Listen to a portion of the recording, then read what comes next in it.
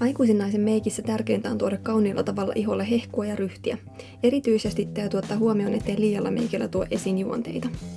Ensimmäinen askel kohti kaunista meikkiä on ihon hyvä kosteutus, ja sen saavuttamiseksi iholle tulee levittää ennen ihostusta ihotyypin mukainen kosteusvoide sekä kosteuttava ja kirkastava seerumi.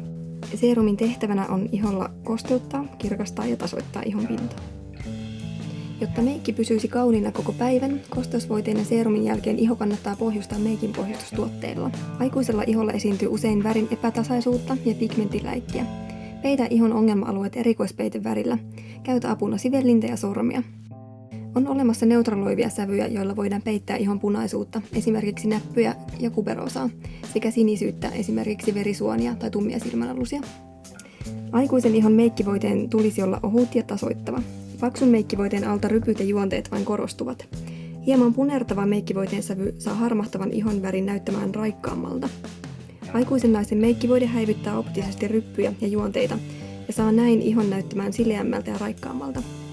Voit levittää meikkivoiteen meikkisienellä, sormin tai sivellintä apuna käyttäen. Pääasia on, että meikkivoide levittyy tasaisesti ja ohuesti. Aikuisen naisen iholla on erittäin suositeltavaa käyttää valokynää, jolla iholle tajutaan kaunista säteilevyyttä ja tasoitetaan pienet juonteet. Voit levittää valoväriä varovasti silmien alle, amorinkaareen, nenän päälle ja juonteisiin. Varo laittamasta liikaa. Parhaita valovärejä ovat sellaiset, joissa on vain pieni pitoisuus valoa heijastavia pigmenttejä. Silmämeikin pohjustusaine auttaa luomiväriä pysymään paikoillaan ja tasoittaa luomen pintaa. Huolitellut kulmat ovat tärkeät aikuisen naisen meikissä. Oikealla tavalla korostetut kulmakarvat kohottavat ja antavat ryhtiä kasvoille. Korosta kulmia joko kulmakynällä tai luomivärillä. Muista harjata kulmat aina värinlaiton jälkeen, jotta väri tasoittuu luonnolliseksi.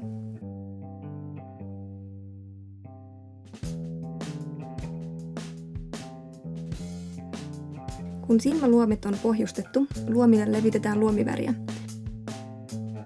Aikuisen naisen kannattaa suosia syviä sävyjä, sillä vaaleat ja helmeäsävyt tuovat juonteet ja ihon virheet enemmän esille. Syvillä sävyillä luomeen saadaan ryhtiä ja luodaan niin sanottu nostava efekti.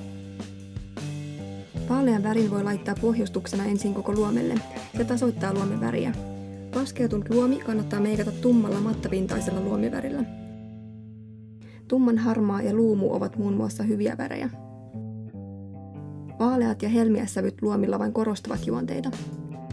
Luomen laskeutuneelle osalle levitetään tumma luomiväri ja häivytetään se kulmaluulle päin, ylös ja ulospäin luomen ulkonurkasta. Muistathan, että syvän sävyn ei välttämättä tarvitse olla tumma sävy, vaan myös hillitymmät mattasävyt käyvät. Ja että aina ei tarvitse kahta sävyä onnistuneen meikin luomiseen, vaan yhdellä sävyllä saa myös kauniin lopputuloksen. Luomivärin lisäksi silmät saavat ryhtiä ja syvyyttä rajauskynillä. Tee rajaus aivan yläripsien tyveen, etene pienin vedoin. Rajauksesta on hyvä tehdä leveämpi ulkonurkasta, se kohottaa silmää. Meikkikynällä tulee pehmeä rajaus ja meikkikynä on helpoin käyttää. Voit tehdä rajauksen myös luomivärillä ja vedellä sivellintä apuna käyttäen. Varjostuksilla saa muokattua kasvojen piirteitä, esimerkiksi häivyttää kaksoisleukaa, kavennettua nenää tai poskia. Varjostukset tuovat luuston piirteitä esiin.